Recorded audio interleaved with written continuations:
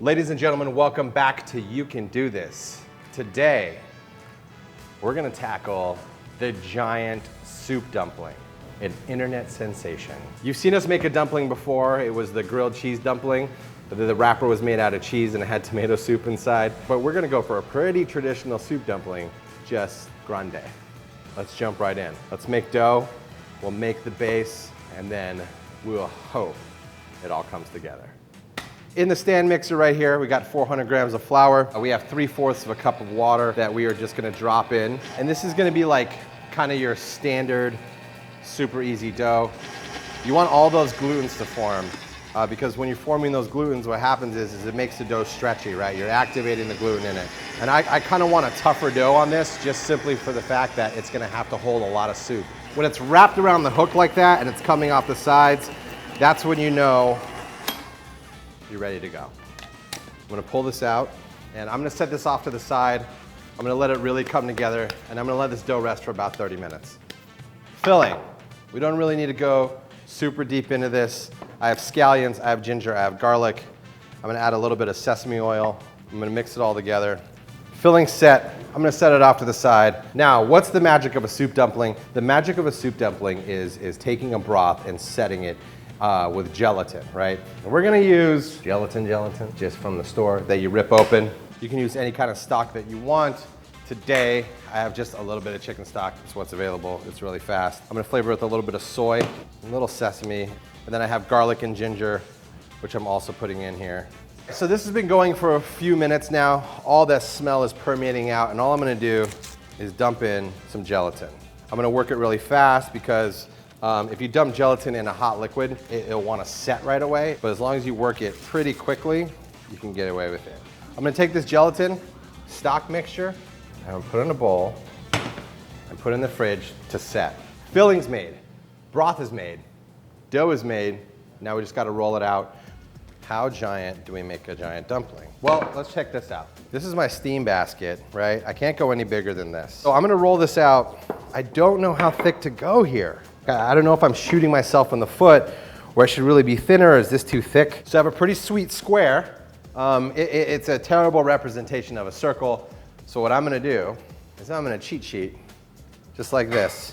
Look at that. All of a sudden, this guy is not so terrible at rolling dough anymore, is he? Look at that. Off camera. Oh, look, everyone, I rolled a perfect circle of dough. Got my broth set, right? I'm gonna cut this up. So I need to mix this up a little bit more because a lot of my stuff floated to the bottom, so I kind of want to incorporate that. So I have this stuff right here. So I'm going to mix this in. I'm going to use a lot of this because I want it to be like slurpy soupy. And the idea for a soup dumpling is by the time the meat cooks, this set gelatin is going to turn back into liquid, which makes it soup inside. That's how you can contain soup inside of a wrapper. I'm going to put this in here. If I have maybe a quarter of the inside filled, I can draw it up and do the pinch curl.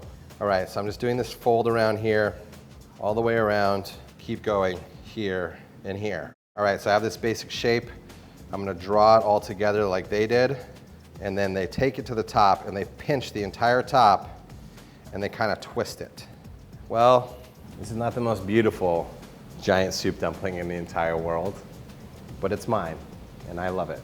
This is fairly big. Like, you want a comparison, is a regular dumpling, and that is this dumpling. If this works, I feel that we can maybe go bigger. All right, so I have my basket, wax paper. I'm gonna place it right in the center, and we're gonna cook it for, I don't know how long. Goes on, and let it steam. The only reason why I have faith in this is because steam is a very efficient cooking method, right?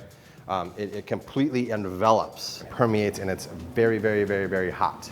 It's been about 8 minutes or so. This side, whoa, super soupy. This side, it's a little hard on top. I just think that's where the dough crimp went a little thicker than it should be. I feel like this is ready to go. We're super soupy. I'm gonna stick a straw in. I'm gonna drink the broth. If it comes out super cold, then we know we have an issue. That's really hot. I'm safe.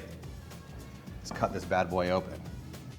The big chunks are sitting at the bottom. Amazing, completely cooked through. This is what was really worrying me. We did it, we made a giant soup dumpling. So what should we do? Should we be happy and just walk away and be like, we made a big soup dumpling? No. Should we go bigger? Let's up the chance of failure. Let's make a bigger one. This is my second giant soup dumpling. And I kind of got more of a circle here. It's bigger than this, so that is pretty large. This may be one of the biggest soup dumplings in New York. I cannot verify that. That's almost the size of like a good pork burger in there. So again, I'm just kind of going the ratio where maybe it's about a quarter of the entire area. A little water around the edge, comes up. Crimpy, crimpy. So I have that. It's not as gorgeous. When I gather it all to the center, harder to do when it's bigger. I'm starting to lose stuff. I may have gone overboard. Nope, nope, it's back. We're back. And there it is, the bigger one. I kind of want to know what our baby weighs. Our baby weighs 1.5 pounds. Let's put it on the fire, steam it. I feel like we may get there again, but we're gonna do the old test of just try it and see if it's undercooked. We'll be back in 15.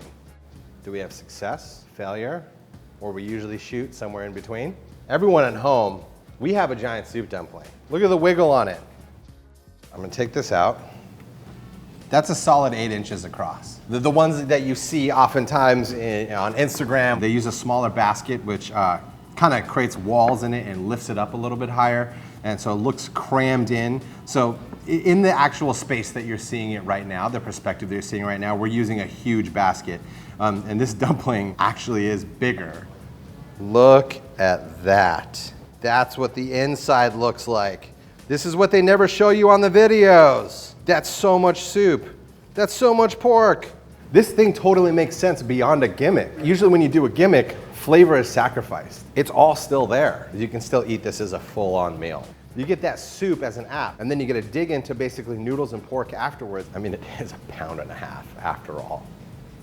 I'm into this. I am totally into this. If you want to see more stuff like this, click right here. It's a light little thing. It's just a little toss, and it's a roll like that. This is so terrible. Attempt number 2.